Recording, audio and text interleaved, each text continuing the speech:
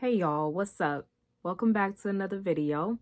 If you're new here, welcome. And if you are a returning viewer, thank you. It means a lot from the bottom of my heart. And don't forget to like, comment, subscribe if you haven't already. As always, thank you guys so much.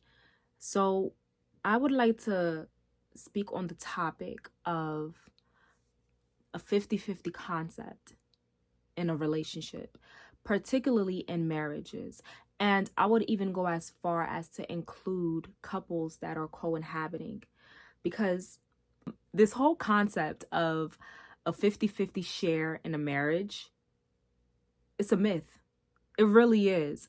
Because honestly, for there to always be a 50-50 share in a marriage or even in a relationship, it means that the two are literally always kind of keeping score and keeping tally of what the other person is doing or of what they are doing themselves. It's almost like, okay, let's see how many points we can put on the scoreboard. I'm gonna bring my 50 and you bring your 50. First of all, why are we each bringing 50%, period? Like, we should be bringing all of us. I should be bringing all of me into this relationship, into this partnership with you. I should not be looking at, you know what, well, did you bring your 50? And I'm like, well, I bought my 50. Where's yours at? And I get the motive behind it. Essentially just trying to get couples to see that, hey, we need to have a mutual understanding and we need to give equal effort. So I get the idea behind it, behind like, okay, well, you can't let one person drown while the other person is over here doing what they need to do. So I get that, but I think that we've gone way far beyond that, to the point where now a lot of these marriages are more so just transactional. They're more so like business deals. And even couples that are just in relationships, not married, but co-inhabiting, living together, because it's almost like, okay, we're living together because, yeah, we love each other, but more so we can save money on rent and living expenses, right? Like, okay, well, I love you, you love me, so why don't we live together to save money on housing and living costs? I treasure and value marriage so much because I understand the beauty, I understand the value, I understand the power in marriage, right? And even with my understanding, my level of understanding, it still does not even scratch the surface of what marriage truly is, because I'm but a human, you know? So it's like whatever I think I know, whatever I think, I know about marriage, I know that there is so much more to it. But that being said, it's like I love and value the idea of marriage so much, and I respect it too much to disrespect it, to the point where, okay, I'm like, you know what, I'm gonna be married to somebody, but then still live as if this is just like a boyfriend or a girlfriend. You know, when we decide to get married, we're deciding to make the two become one, right? We're not like, okay, well, you bring your one and I bring my one, still be two separate ones just in the same household, just carrying the same last name.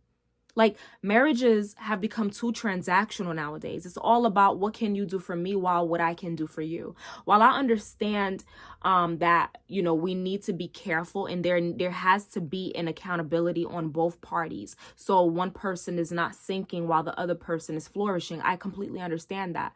But we need to make sure that we get recentered, to not lose sight of the fact that marriage is a union. And I can't be too focused on looking at what you're bringing to the table and what I'm bringing to just like measure it on a scale to see who brings more and whose is more valuable and this and that. If we're being honest, it's rarely ever 50-50 in a marriage, in a relationship, in a co-inhabiting situation, because I'm not always going to have 50% to give at this very moment. Sometimes my attitude may be at a 20 and you're the one who got to be the 80, to help keep us afloat. And sometimes, like maybe my money habits need to be at a 70 because right now, like you're operating out of a 30. So it's never really 50-50. If we happen to land on a 50-50, that's just by coincidence, right? But Our goal shouldn't be to try to be 50-50 and split everything 50-50. Because what about in those scenarios where, okay, there's only one of us that's working? How then do you decide, okay, to separate this? How do you properly mitigate all the responsibilities and be like, okay, make it 50-50? Because while one person might be thinking that, okay, well, I'll go to work and I'll take care of all the bills while you take care of the house, you take care of the kids, you take care of this, whatever, whatever. Is that really 50-50 though? Some may argue that it is, while others may argue that it's not. It's not so much about like, okay, well, we're literally going to always split everything down the middle where I only cover 50% of the bills and you got to find a way to come up with the other 50%. That's too transactional. That's more of a business deal. Again, I'm not taking away from the accountability part. We each need to be accountable. We each need to be grinders and go-getters, and we each need to take care of the responsibilities to keep us afloat and to keep us flourishing, rather. But we can't get so caught up on the numbers, and we can't get so caught up on, okay, well, I do me and you do you, because at that point, what's the point of even being married? Like, it's so rare to even find couples, married couples at that, having joint accounts, anymore. And it's not to say that you should only have a joint account. You each can still have an account separately, like just to, build funds for whatever. But I truly believe that married couples should have at least one joint account. Like, I mainly see it in like the older generation, particularly at my job when customers come in, and a lot of them, they have joint accounts with their spouse. They're not hiding anything. I don't know. It's this generation is weird. Like, this generation of couples, of marriages, and then it's not to say that the older generation, they were perfect and like, oh, every single one of them, they did it right and this, that, and the third. It's not that at all. But I'm just like, we're losing the substance in marriage and relationship. What's the point of us getting together? What's the point of us living together if we're still gonna be doing our own thing and living as if we're apart anyway? It's almost like the conversations are taboo when it comes to money, and money is just one of many things that are taboo topics, where it's like, oh no, you handle your thing and you do that. Well, you hang out with your boys and you hang out with your girls and you go out when you want to, and I'll go out when I want to. Like, everything is so separated. And again, there is a time for that. I'm not saying we got to always be like this all the time. But a lot of couples now, I'm noticing, is just like, they're just living together. They're just existing together. And they wonder why they're constantly bumping heads. They wonder why they're constantly clashing with one another. And it's because they're not operating in their fullest potential within that marriage, within that relationship. Because everybody's focused on me and what I want. But that's the beauty of marriage. The beauty of marriage is about compromise. It's about sacrifice. It's about learning the other person. And it's about learning more about yourself. Like, it's about growing. It's not just about, okay, well, you just got to accept me for who I am, and I just got to accept you for who you are, because I'm not going to change, and neither are you. That's not the idea. That is not it at all. You're going to live a life of misery if we think that the both of us are going to continue to do us without doing us together. Like, we're just living together, but my mindset is never going to change. Your mindset is never going to change. You're still going to be stuck in your old ways. I'm still going to be stuck in my old ways. What are we doing here? This is not okay. It's not. And we wonder why our relationships struggle so much. They struggle. So, okay, what is the game plan, Sabrina? What solutions? What is the solution here? Honestly, we really just got to start from square one. Those of us, that are already in relationships or already in co-inhabitant situations or already married, right? We need to reevaluate and really rediscover what marriage really means to us. Because you can't move forward without understanding where you are right now.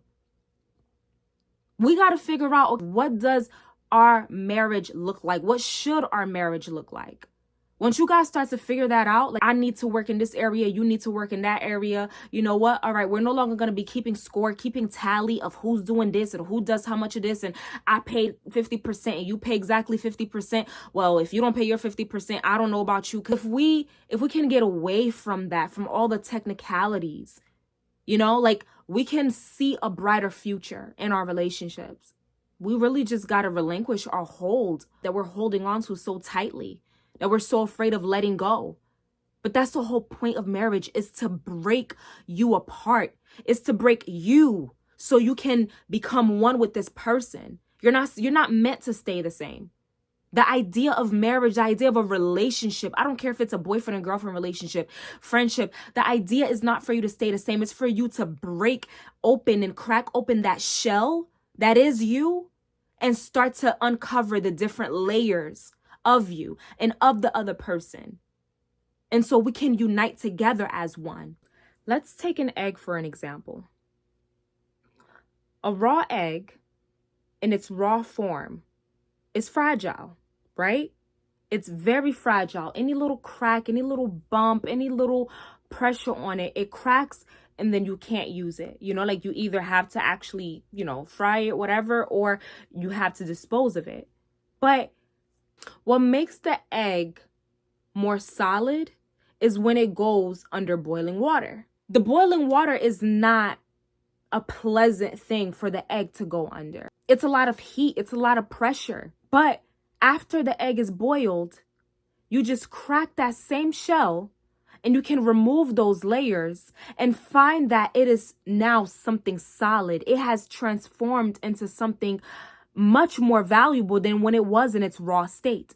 When it was raw, it was liquid and it could spill anywhere. And then it's like, it's just all over the place. It has no bounds, no structure. If it's not for that shell, the egg is just everywhere. It's loose. So that's how we are when we're single, right? We're like a raw egg. We have this shell over us. We're in a very fragile state. If we crack, then it's over, because there's only one of us, one thing inside of that egg. But when that egg gets boiled, and the boiling process represents your marriage, your relationship, whatever that thing is that's challenging you. So when that egg is undergoing all of that heat and all of that pressure, it doesn't feel good. But when it's done, it comes out to be something so much more beautiful. It's something solid. It's something that I can depend on. It's something that I can hold in my hand. I can put on a table. I can place in a bowl. I can be reassured that it's not just going to splatter all over the place. It's not going to spill everywhere. I can crack that shell. And I know that once I crack that shell, it won't be broken, because there's another layer of it. There's another layer. And so that other layer is you and that person, because when you are by yourself in that raw form, you crack and there's nothing for you to lean on. You know what I mean? But it's like once you've gone under that boiling water, once you've become one with that person, then you've become solid. You become something. You've merged with something that can help build you up, something that even when your shell gets cracked, there's another layer of you, something that you can lean on, someone that you can lean on, that can help bring out a better version of you. And so that's how we need to look at our relationships. Like we are an egg. So I hope it makes sense, man. I know that I'm speaking very vague, and a lot of the things that I'm saying are very broad and very vague, but that's because I want it to be able to be applied to each and every person's life and each and every person's individual situation. It's not meant to be one-dimensional.